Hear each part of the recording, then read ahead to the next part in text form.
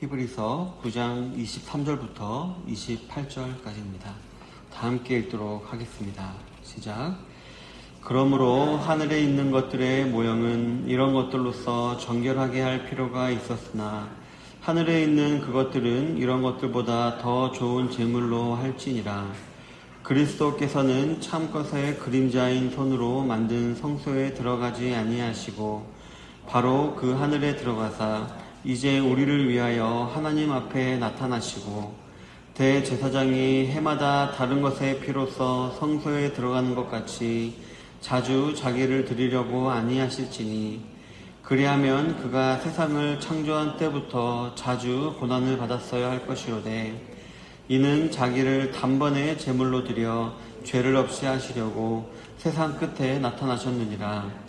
한 번 죽는 것은 사람에게 정해진 것이요 그 후에는 심판이 있으리니 이와 같이 그리스도도 많은 사람의 죄를 담당하시려고 단번에 들이신 바 되셨고 구원에 이르게 하기 위하여 죄와 상관없이 자기를 바라는 자들에게 두 번째 나타나시리라. 아멘. 오늘은 본문을 중심으로 해서 영원한 한 제사라는 제목으로 하나님 말씀을 나누기를 원합니다.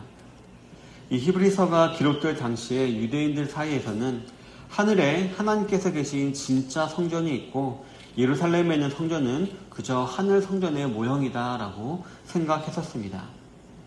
이러한 사상이 일반적이었다라는 것은 아마 그 당시 이스라엘 사회가 헬라 철학의 영향을 받았던 그런 시대였기 때문이었을 것입니다.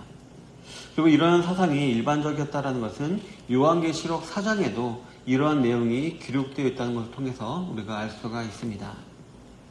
히브리서 저자는 이제 앞에서 예수님의 탁월성에 대해서 계속 설명하고 있었는데요. 이제 예수님께서 골고다 십자가 위에서 피 흘려 돌아가신 것이 어떤 의미인지에 대해서 설명을 하려고 하고 있습니다. 즉 멜기세덱의 반차를 따르는 대제사장으로서 예수님께서 자신의 몸을 제물로 삼아 드린 이 제사는 이 땅에서 아론의 반차를 따르는 인간 대제사장들이 드리는 그 제사와는 분명히 구별되는 점이 있다는 것을 설명하려고 한 것입니다. 그렇다면 그 차이는 무엇일까요? 첫 번째로는 예수님께서 드리신 제사는 하늘의 성전에서 드려진 제사입니다. 본문 23절부터 24절에 보면 그러므로 하늘에 있는 것들의 모형은 이런 것들로서 정결하게 할 필요가 있었으나 하늘에 있는 그것들은 이런 것들보다 더 좋은 제물로 할지니라. 그리스도께서는 참것의 그림자인 손으로 만든 성소에 들어가지 아니하시고 바로 그 하늘에 들어가사 이제 우리를 위하여 하나님 앞에 나타나시고 라고 기록을 하고 있습니다. 여기서 오늘 본문에 나오는 하늘에 있는 것들이라는 말은 바로 하나님께서 계신 하늘의 성전을 말합니다. 우리가 예전에 사도행전을 통해서 배웠듯이 이 성전은 건물을 말하는 것이 아니고 하나님께서 계신 그곳이 성전인데요. 따라서 하늘에 있는 것들이란 말은 하나님께서 계신 하늘의 성전을 말하는 것이고요. 또 하늘에 있는 것들의 모형이라는 것은 바로 이 땅에 있는 성막 혹은 성전을 말하는 것입니다. 그리고 히브리서 9장 22절에서도 기록하고 있듯이 하나님께서는 이렇게 말씀하셨습니다. 피 흘림 없이는 죄사함이 없다라고 말씀하시면서 그 법을 세우셨습니다. 그렇기 때문에 이 법은 이 땅에 있는 모든 성막에서도 적용이 되어야 했는데요. 즉 그 성막, 성전 역시 피를 뿌림으로 말미암아 정결하게 해야 했던 것이었습니다. 그렇기 때문에 이 제사법이 기록된 레위기나 신명기를 보면 제물로 드려진 동물의 피를 성막 사면에 뿌렸다라는 기록이 나옵니다. 그래서 그 성막을 정결하게 했다라는 것입니다. 그러나 하늘의 성전은 이러한 모형의 정결 예식과는 달랐습니다. 실체인 만큼 그저 그 동물의 피가 아니라 더 고귀한 제물의 피가 필요하다라는 논리였던 것입니다.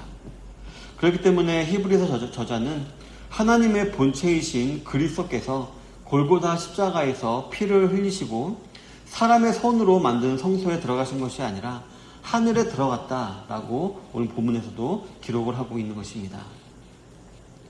성도 여러분, 이 땅에 있는 인간 대제사장은 동물의 피를 가지고 이 땅에 있는 성소로 들어가서 속죄의 의식을 거행했습니다. 즉 자신의 죄뿐만 아니라 모든 이스라엘 백성들의 죄를 대신하여서 대속하는 그런 속죄 의식을 거행했습니다. 하지만 9장 1절에서도 기록하고 있듯이 세상에 속한 성소는 그 자체로 불완전성을 내포하고 있습니다. 그리고 불완전한 인간이 대제사장으로서 불완전한 제물을 드리는 것이기 때문에 이 땅에서 드리는 제사는 분명한 한계가 있는 것이었습니다. 이러한 사실을 잘 알았던 유대인들은 완전한 형태로서의 천상의 성전이라는 개념을 생각해내는 것이었습니다.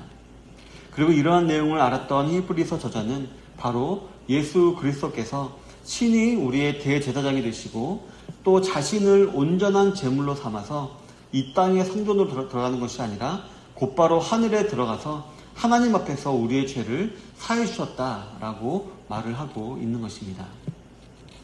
두 번째로 곧바로 이어지는 두 번째 차이점이 있는데요. 바로 예수님이 드리신 제사는 단번에 드려진 제사였다라는 것입니다.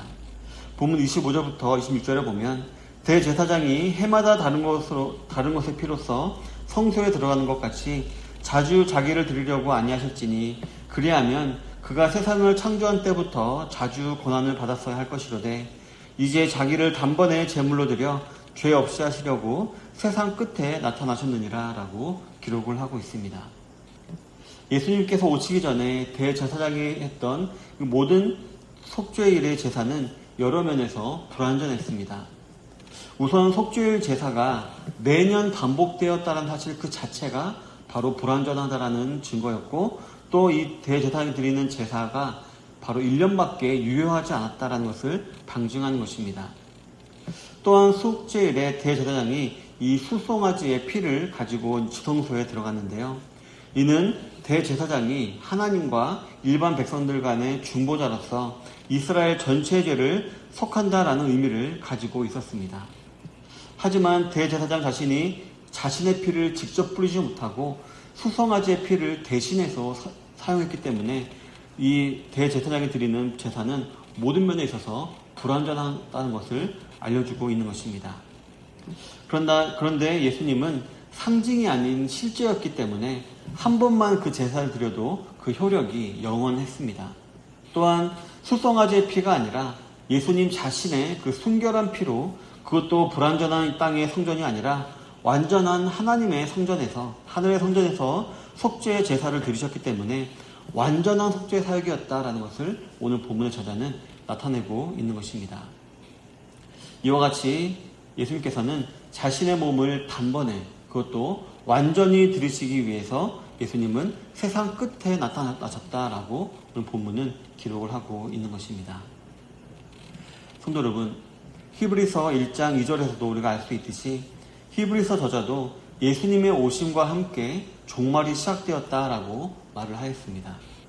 즉 예수님의 오심과 함께 신약시대가 시작되었는데 이는 구약시대의 종말을 의미하는 것이었습니다.